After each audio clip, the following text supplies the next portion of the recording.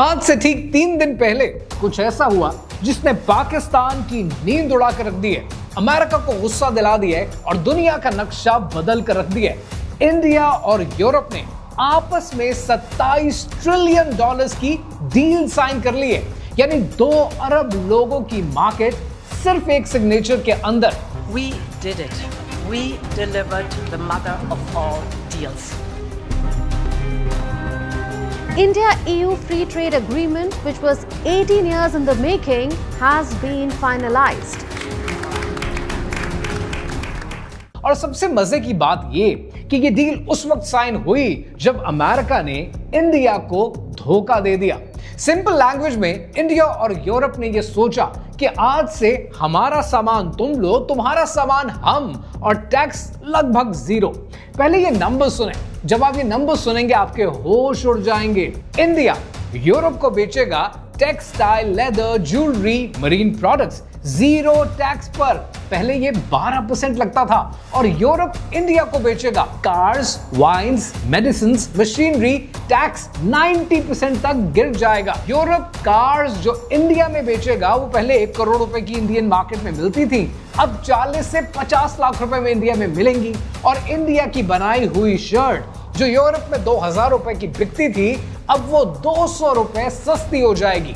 लेकिन ये सारी कहानी शॉपिंग की कहानी नहीं है। ये कहानी इसलिए इंपॉर्टेंट है कि इन्होंने सिर्फ ये ट्रेड की डील साइन नहीं की है, साथ में इन्होंने डिफेंस डील भी साइन की है। पहली बार काउंटर टेररिज्म, साइबर सिक्योरिटी और मिलिट्री कॉपरेशन भी डील का हिस्सा है। मतलब इंडिया और यूरोप अब सिर्फ बिजनेस पार्टनर नहीं रहे, बल्कि इंडिया और यूरोप अब स्ट्रेटेजिक एलाइज बन चुके हैं। अब सवाल क्या है? सवाल यह है कि यह डील अचानक क्यों हुई? ये डील पिछले 20 साल से यूरोप और इंडिया के बीच में डिस्कस होती रही, लटकी रही, पर अचानक ये डील क्यों हुई? और इस डील से पाकिस्तान का क्या लेना देना है? इस डील से बांग्लादेश को क्या फायदा है, क्या नुकसान है, और क्या लगता है कि आने वाले दिनों में क्या होने वाला है? कहानी क्या है, आइए समझते हैं।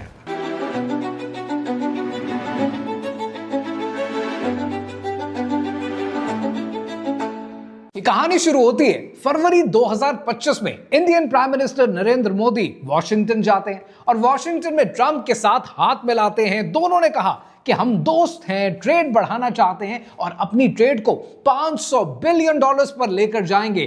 फोटो ऑप्स हुए, स्माइल्स हुई, सब खुश। लेकिन फास्ट फॉरवर्ड 6 महीने के बाद अगस्त 2025 में ट्रंप ने इंडिया के ऊपर 50% टैरिफ लगा दिया, सीधा 50%। किसी भी मेजर कंट्री पर यूएस प्रेसिडेंट डोनाल्ड ट्रंप ने इतना टैरिफ नहीं लगाया। चाइना के ऊपर 30% यूरोप के ऊपर 15%, लेकिन इंडिया के ऊपर सीधा 50%। और एनालिस्ट कहते हैं कि उसके 2 रीजंस हैं। पहला रीजन ये कि ट्रंप ने कहा कि इंडिया रशियन ऑयल खरीदता है, जिसके जरिए रशिया की मदद की जा रही है। दूसरा रीजन ये, जो कि आप सबको याद है, कि मई 2025 में इंडिया पाकिस्तान वॉर हुई, पहलगाम इंसिडेंट हुआ और ट्रंप ने तब ये कहा कि मैं बीच में आता हूं, पीस करवाता हूं। लेकिन इंडिया ने कहा, according to the analyst, India ने कहा कि रहने दे, हमें जरूरत नहीं है। और एनालिस्ट कहते हैं कि ट्रंप की ईगो हर्ट हो गई, दिल दुखा है लेकिन टूटा तो नहीं है। लिहाजा ट्रंप ने क्या किया?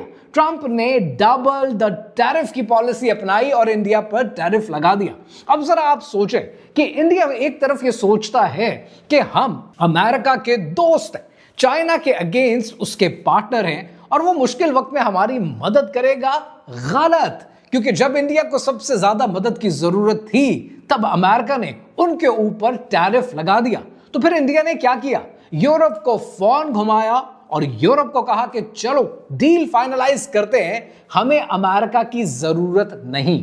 20 साल से लटकी हुई डील 6 महीने के अंदर साइन हो गई। ट्रंप ने खुद अपने पांव पर शायद कुल्हाड़ी मार ली है। लेकिन ये यहां तक इस कहानी का बैकग्राउंड है, कहानी का एसेंस नहीं। कहानी का एसेंस क्या है, अब जरा वो समझते हैं। अब इस कहानी में समझते हैं कि अमेरिका एक्चुअली कर क्या रहा है। जब ये डील साइन हुई 27 जनवरी को, तब उसी हफ्ते अमेरिका यूरोप के साथ अपनी लड़ाई में बिजी था वो ग्रीनलैंड याद है आपको? ग्रीनलैंड का ड्रामा याद है या वो सब कुछ भूल गए आप? ट्रंप ने 8 यूरोपियन कंट्रीज पर टैरिफ आयद कर दिए। डेनमार्क, फ्रांस, जर्मनी, यूके, सब पर 10% फरवरी में और 25% जून में। क्यों? क्योंकि अमेरिका ग्रीनलैंड को खरीदना चाहता है और यूरोप बार बार मना कर रहा है। अभी सारी कहानी की जरा टाइमलाइन देखें। 17 जनवरी को ट्रंप ने यूरोप पर टैरिफ अनाउंस किए। 19 जनवरी को यूरोप ने इमरजेंसी मीटिंग बुलाई। 21 जनवरी को ट्रंप थोड़ा सा अपने स्टैंड से पीछे हटे और 27 जनवरी को इंडिया EU की डील आपस में साइन हो गई। समझ रहे हैं आप कि जब अमेरिका यूरोप से लड़ रहा था, यूरोप ने इंडिया के साथ हाथ मिला लिया। US treasury secretary Scott Bessent ने टीवी पर आकर कहा कि वेरी डिसअपॉइंटिंग, यूरोप ने ट्रेड को यूक्रेन से ज्यादा इंपॉर्टेंस दी। लेकिन इसकी असली बात क्या है? असली बात यह है कि अमेरिका के पास इंडिया के साथ डील ऑलमोस्ट रेडी थी जून 2025 में। यू हर्ड मी राइट, जून 2025 में एक बड़ी फ्रेश डील थी अमेरिका के पास और वो डील अब इंडिया को देना चाहता था। लेकिन ट्रंप ने लास्ट मिनट पे इंडिया से कुछ एक्स्ट्रा कंसेशंस मांग ली और इंडिया ने उस पर निगोशिएट करने से इनकार कर दिया। डील रुक गई। और वो पॉइंट्स क्या थे, वो कंसेशंस क्या थे, वो मैं इस वीडियो में आपको तफसील से बयान कर चुका हूं। और अब यूरोप ने वही डील ले ली है। एक अमेरिकन लॉयर ने बड़ी प्यारी बात लिखी है। उसने कहा है, अपना एनालिसिस दिया और वो कहता है कि Trump's White House is seething, they lost the historic opportunity, the European Union has stolen the march. America सोचता रहा कि टैरिफ से सब लाइन में लग जाएंगे, सब उसकी बात मानने के लिए तैयार हो जाएंगे, लेकिन रियलिटी में सब मिलकर अमेरिका को बाईपास कर रहे हैं। अब इस सारी कहानी में एक मुल्क है जिसको शदीद नुकसान है इस डील से, और वो मुल्क, वो प्यारा मुल्क, हमारा मुल्क पाकिस्तान है। First of all let's call a spade. ये डील पाकिस्तान के लिए मुश्किल नहीं है, ये डील पाकिस्तान के लिए इंतहाई मुश्किल है। और पहले उस प्रॉब्लम को समझते हैं। पाकिस्तान की इकोनॉमी का 60% एक्सपोर्ट टेक्सटाइल से आता है। शर्ट्स, टॉवल्स, बेडशीट्स, जीन्स, और इन सब का सबसे बड़ा कस्टमर पता है कौन है? इन सब का सबसे बड़ा कस्टमर है यूरोप। अब तक पाकिस्तान को यूरोप में एक फायदा था और वो फायदा ये था कि पाकिस्तान के पास GSP+ स्कीम का स्टेटस मौजूद था। इसका मतलब यह है कि पाकिस्तान का सामान यूरोप में 0 टैक्स पर जाता था और इंडिया का सामान 12% टैक्स पे जाता था। अब इस डील के बाद इंडिया का सामान भी 0% टैक्स पर जाएगा, यानी पाकिस्तान को होने वाला फायदा जो हमारे एक्सपोर्टर्स को मिलता था वो फायदा खत्म। पाकिस्तान के former commerce minister Gohar Ejaz ने कहा है कि $9 बिलियन की एक्सपोर्ट्स और 10 मिलियन जॉब्स खतरे में हैं। 10 मिलियन यानी 1 करोड़। लेकिन रुको जरा, सब्र करो, यह भी पूरी पिक्चर नहीं है। यहां पर 2 फैक्टर्स हैं जिन्हें समझना जरूरी है। नंबर 1, इंडिया की डील इंप्लीमेंट होने में 1 से 2 साल लगेंगे, तो पाकिस्तान के पास वक्त मौजूद है। लेकिन नंबर 2 बहुत जरूरी है और वो ये है कि पाकिस्तान का प्रॉब्लम इंडिया नहीं है, पाकिस्तान का प्रॉब्लम पाकिस्तान खुद है। बिजली हमारे यहां 25 रुपए यूनिट है, जबकि वही बिजली का यूनिट इंडिया में 8 रुपए पर है। गैस हमारे यहां डबल रेट पर है, टैक्स दुनिया में सबसे ज्यादा है और इंफ्रास्ट्रक्चर हमारा पुराना हो चुका है। अगर ये सब कुछ फिक्स हो जाए तो फिर हम इंडिया के साथ कंपीट कर सकते हैं, लेकिन तब तक पाकिस्तान को यह सोचने की जरूरत है कि ज्यादा ऑप्शंस नहीं है। पाकिस्तान के पास टोटल 4 ऑप्शंस मौजूद हैं। ऑप्शन नंबर 1, पाकिस्तान के पास पहली ऑप्शन यह है कि EU के साथ अपनी डील को परसू करें, GSP स्टेटस को, GSP+ को अपग्रेड करके FTA में लाएं, उसको कन्वर्ट कराएं, फॉरेन ऑफिस को एक्टिवली परसू करें कि वो डिप्लोमेसी शुरू करें, बात करें। ऑप्शन 2 ये है कि पाकिस्तान चाइना का फायदा उठाए। चाइना के साथ ऑलरेडी पाकिस्तान का FTA फेज 2 में चल रहा है, CPEC का इंफ्रास्ट्रक्चर मौजूद है। गवादर को टेक्सटाइल हब बना दें, आपकी नस्लें संवर जाएंगी। और तीसरा ऑप्शन यह है कि मिडिल ईस्ट और अफ्रीका, इस पर फोकस करें। UAE, सऊदी, कतर, इनके पास टेक्सटाइल की जरूरत है। इनकी मंडी है, इनको डिमांड है, इस डिमांड को यूटिलाइज करें। अफ्रीका में 1.4 बिलियन लोगों की मार्केट, इमर्जिंग मार्केट मौजूद है। और चौथी ऑप्शन ये कि खुदारा कभी कोई वैल्यू एडिशन प्रोडक्ट बना ले, बेसिक कपड़ा बेचना बंद करें, टेक्निकल टेक्सटाइल, सस्टेनेबल फैशन, नीश प्रोडक्ट्स इनको बनाना शुरू करें ताकि पाकिस्तान आगे बढ़ सके।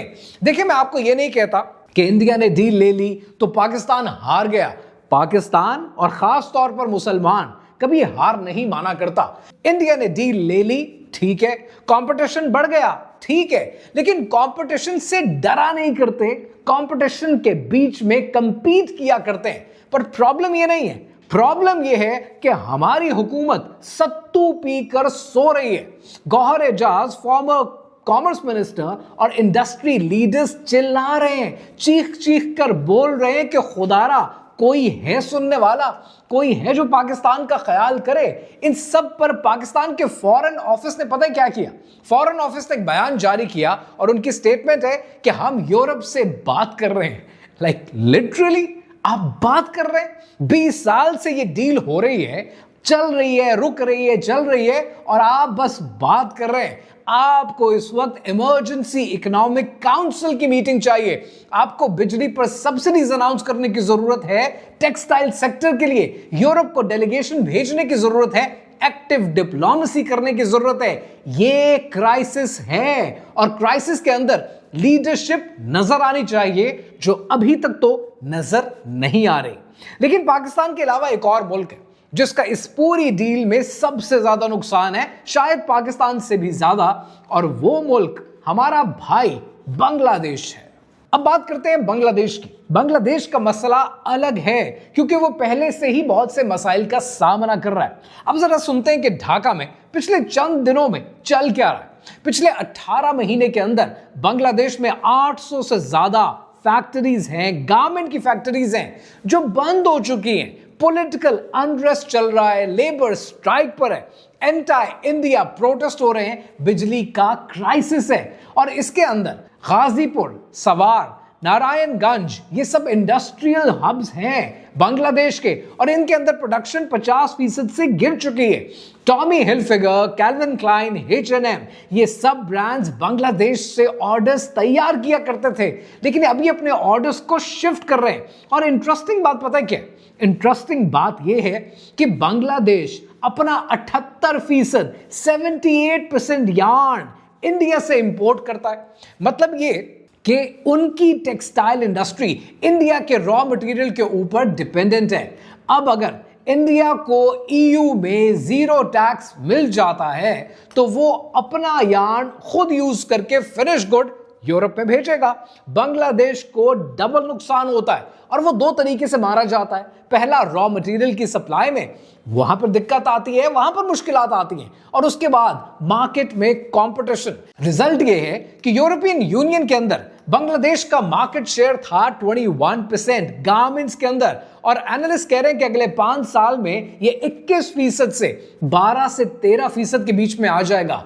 4 करोड़ लोग हैं बांग्लादेश में जो डायरेक्टली या इनडायरेक्टली गारमेंट की इंडस्ट्री से जुड़े हुए हैं। उनकी नौकरियों को, उनके लाइवलीहुड को, उनके रोजगार को खतरा आ जाता है। यह डील बांग्लादेश के लिए इंतहाई मुश्किल है क्योंकि बांग्लादेश को अपनी इंडस्ट्री बंद होते हुए नजर आती है। लेकिन यहां पर बहुत सारे ऐसे भी लोग हैं, यूट्यूबर्स हैं, बहुत से एनालिस्ट हैं, स्पेशली इंडिया से हैं, जो शोर कर करके मीडिया पर कह रहे हैं कि ये जो डील है ये मदर ऑफ ऑल डील्स है। रुके जरा, सब्र करें, पहले सुन लें कि ये डील इंडिया के लिए अच्छी तो है लेकिन इतनी भी अच्छी नहीं है। ये डील गुड है पर यू कैन नॉट से कि ये डील ग्रेट है। और अगर इतनी ही अच्छी थी तो फिर 20 साल में पहले क्यों नहीं साइन हो गई? Atlantic council, which is a think tank in America, वो कहता है कि this deal may have only a modest impact. Early press reports are breezy, skipping through reality. और reality क्या है? कमजोरियां क्या है इस डील की? पहले वो समझते हैं। पहली कमजोरी ये है कि इस डील के अंदर कोई एग्रीकल्चरल पार्ट शामिल नहीं है, यानी एग्रीकल्चर डील से बाहर है। डेयरी, शुगर, राइस, पोल्ट्री कुछ नहीं मिला इंडिया को। 44% इंडियन फार्मिंग इसमें शामिल नहीं है, उनको क्या मिला? 0। दूसरा पॉइंट ये कि यूरोपियन यूनियन का carbon border tax CBAM India के स्टील और सीमेंट पर लगेगा। ये डील में कोई रिलीफ नहीं है और इंडियन हेवी इंडस्ट्री को इससे बिलियंस का नुकसान होगा। और तीसरा पॉइंट जो समझने वाला है वो ये कि intellectual property rights European union ने स्ट्रिक्ट IPR डिमांड किए हैं, यानी इंडिया को वो IPR, वो स्ट्रिक्ट इंटेलेक्चुअल प्रॉपर्टी राइट्स को एडहेयर करना पड़ेगा। इंडिया की जेनेरिक मेडिसिन की इंडस्ट्री है जो पूरी दुनिया को दवाइयां देती है, अब वो इंडस्ट्री खतरे में पड़ेगी। और चौथा पॉइंट ये कि डील अभी साइन हुई है, इंप्लीमेंट नहीं हुई, पार्लियामेंट्री अप्रूवल चाहिए दोनों तरफ से। 2027 तक शायद ये लागू हो जाए। और जो पांचवा पॉइंट आपके लिए समझना जरूरी है, थोड़ा टेक्निकल है, वो ये कि यूरोपियन यूनियन ने पहले इंडिया से GSP का स्टेटस वापस ले लिया और जनवरी 2026 में ये डील साइन कर ली। मतलब पहले प्रीफरेंस खत्म की और उसके बाद डील कर ली। अब अगर इस टाइम पीरियड में 2 साल लग जाते हैं इसको इंप्लीमेंट होते हुए, तो ये 2 साल का पीरियड पाकिस्तान को मिल जाता है। ये ग्रेस पीरियड है कि जिसमें आप चाहें तो आप क्या कुछ नहीं कर सकते। So cut the whole story short, मतलब ये है कि ये डील इंडिया के लिए गुड है, पर ये इंडिया के लिए ग्रेट नहीं है। मीडिया में धूम कुछ ज्यादा ही मच चुका है। लेकिन एक बात तो है कि यूरोपियन यूनियन और इंडिया की डील आपको कुछ बताती है और वो आपको बताती है एक पैटर्न। अब इस पैटर्न को समझने की जरूरत है। पिछले 6 महीने में देखें कि एग्जैक्टली हो क्या रहा है। इंडिया ने यूके के साथ डील साइन कर ली, फिर इंडिया ने ओमान के साथ डील साइन कर ली, फिर इंडिया ने न्यूजीलैंड के साथ डील साइन कर ली, और फिर इंडिया ने स्विट्जरलैंड और नॉर्वे के साथ डील साइन कर ली, और उसके बाद इंडिया ने यूरोपियन यूनियन के साथ भी डील साइन कर ली। मतलब पूरा यूरोप अब इंडिया के लिए ओपन है। और उसी वक्त कनाडा ने चाइना के साथ ट्रेड डील साइन की, यूरोपियन यूनियन ने साउथ अमेरिका के साथ डील साइन की, और ब्रिक्स कंट्रीज डॉलर्स का अल्टरनेटिव डिस्कस कर रहे हैं। आप पैटर्न समझ रहे हैं? पैटर्न यह है कि दुनिया अमेरिका से दूर जा रही है। पहले अमेरिका की इकोनॉमी दुनिया का सेंटर हुआ करती थी, सब अमेरिका की मार्केट चाहते थे, डॉलर चाहते थे, अमेरिका की अप्रूवल चाहते थे। अब सारे कंट्रीज मिलकर अमेरिका को ये कह रहे हैं कि thanks but we have other options available. Trump ने सोचा कि टैरिफ के नाम पर सबको लाइन में लगा दिया जाएगा, पर हकीकत यह है कि सब मिलकर अलग सिस्टम बना रहे हैं। 27 जनवरी 2026 को हिस्ट्री बनी। 27 ट्रिलियन डॉलर्स की मार्केट ओपन हुई, 2 अरब लोगों के लिए एक डील साइन हो गई। इंडिया ने दिखा दिया कि जब अमेरिका ने धोखा दिया तो उन्होंने एक नई ऑप्शन को एक्सप्लोर करना शुरू किया, लेकिन इसके ऊपर अभी अमेरिका का रिटेलिएशन आना है। यूरोप ने दिखाया कि जब अमेरिका अनरिलायबल पार्टनर बनेगा तो हम नए सिस्टम्स को, नए निजाम को बनाने की और ढूंढने की कोशिश करेंगे। और बांग्लादेश जो पहले ही क्राइसिस से गुजर रहा है, शायद इस डील के बाद मजीद क्राइसिस से गुजरेगा।